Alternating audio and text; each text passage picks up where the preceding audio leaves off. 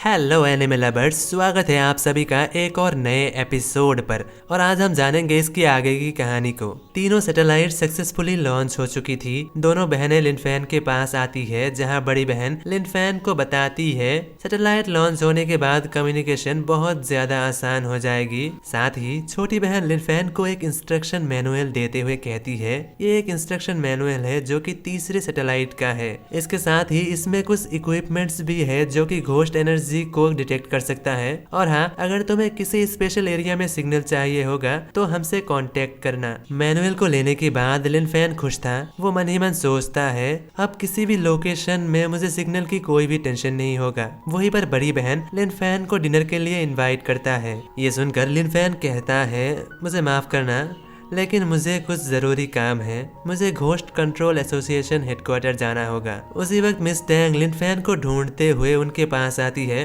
और आकर लिनफेन को बताती है कि हेडक्वार्टर से लिनफेन के लिए मैसेज आया है। दरअसल तुमसे कोई मिलना चाहता है। ये सुनकर लिनफेन कहता है क्या कोइंसिडेंस है, आखिर कौन है वो?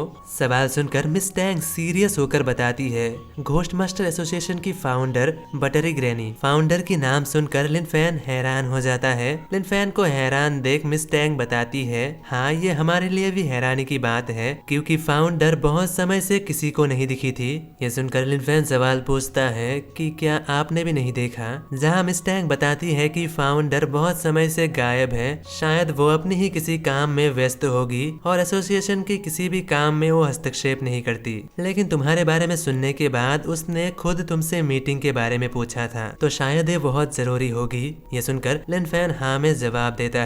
जिसके बाद सीन शिफ्ट होता है हेडक्वार्टर में, जहां पर हम देखते हैं लिनफेन मिस रुई के साथ कार में कहीं जा रहा था। जहां पर मिस रुई लिनफेन के बारे में घोस्ट कम्युनिकेशन डिवाइस में देखती है। लिनफेन की ओर देखकर वो कहती है सैटेलाइट लॉन्च होने के बाद कम्युनिकेशन और भी ज्यादा आसान हो जाएगी। साथ ही मिस रुई लिनफेन को टीज करते हुए कहती है लिनफेन अब तो तुम बहुत फेमस हो चुके हो, इवन अब तो तुम्हारी बातचीत एंसेस्टर से भी होने लगी। ये सुनकर लिनफेन हंसते हुए कहता है मिस रोई ऐसे मजाक मत कीजिए, मुझे तो बस एसोसिएशन के लिए ही काम करना है। जहाँ कम्युनिकेशन आसान होने की वजह से लिनफेन खुश तो था, लेकिन साथ ही उसे इस बात का भी डर था कि जो लोग भी उसे जानते हैं अब हर कोई उसे एक साथ कम्युनिकेट करने की कोशिश करेगी। जिसके बाद मिस टैंग बताती है कि उसने सुना है कि यही फैमिली अचानक ही कहीं गायब सा हो गया है। ये सुनकर लिनफेन बताता है शायद से उसे डर है कहीं मैं बदला लेने के लिए उनके पास पहुंच न जाऊं। जहां मिस टैंग बताती है कि भले ही लिनफेन तीसरे स्तर पर पहुंच चुका है,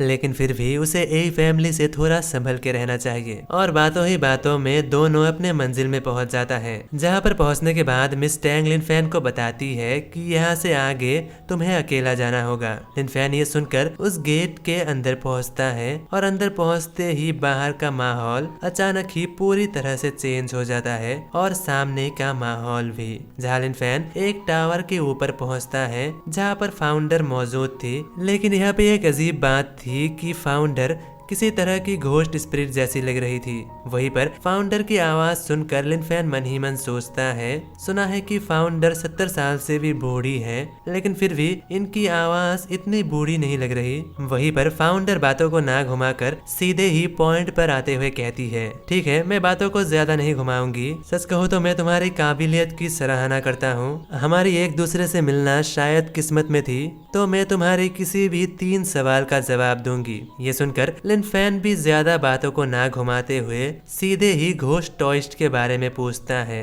लिनफेन के मुंह से घोस्ट टॉइस्ट के बारे में सुनकर फाउंडर कहती है घोस्ट टॉइस्ट, आखिर तुमने उसे कहाँ देख लिया? फाउंडर की ये बात सुनकर लिनफेन समझ जाता है कि शायद फाउंडर को पता है। वो आगे बताता है वो बस एक कोइंसिडेंस था, लेकिन मुझे उसे ढूंढना है क्योंकि मेरी एक घोस्ट स्पिरिट के साथ उसकी कनेक्शन है। जो सुनकर फाउंडर अपने पास से एक कपड़े का टुकड़ा निकालती है और निकालते हुए कहती है कि उसका सामना एक बार घोस्ट टॉइस्ट से हुआ था, लेकिन वो भाग निकला। लेकिन मेरे पास उस घोस्ट टॉइस्ट की एक कपड़े का टुकड़ा है। इसे तुम रख लो, शायद से तुम्हें कोई मदद मिल जाए, लेकिन हाँ उससे संभल कर, वो ताकतवर है। जिसके बाद दूसरे सवाल के तौर पर लिन फैन पूछता है कि आखिर एबिस रैंक के तीसरे स्तर के बाद क्या है। सवाल सुनकर फाउंडर बताती है कि इसके बाद है नाइटमेयर लेवल। आसान शब्दों में बताया जाए तो एक फुल्ली रिवाइव्ड घोस्ट। ये सुनकर लिन फैन सवाल पूछता है, क्या फुल रिवाइव होने के बाद उसका अपना खुद का कॉन्शियसनेस आ जाएगा, और साथ ही क्या उसकी एक अलग सोच होगी। जो सुनकर फाउंडर हाँ में जवाब देती है और साथ ही आगे बताते हुए कहती है, जो कोई घोस्ट मास्टर अपनी घोस्ट स्पिरिट को एबिस रैंक के तीसरे स्तर तक अपग्रेड कर पाएगा, उसके बाद उस घोस्ट मास्टर को लाइफ में बस 3 ही मौका मिलेगा अपने घोस्ट स्पिरिट को फुल्ली रिवाइव करने का। अगर वो तीनों बार फेल हो गया, शायद वो कंट्रोल खो देगा। दूसरे सवाल के खत्म होने के बाद लिन फैन कहता है, इन सब के लिए आपका बहुत बहुत शुक्रिया। साथ ही वो फाउंडर से पूछता है, क्या तीसरे सवाल को मैं बाद में पूछ सकता हूँ।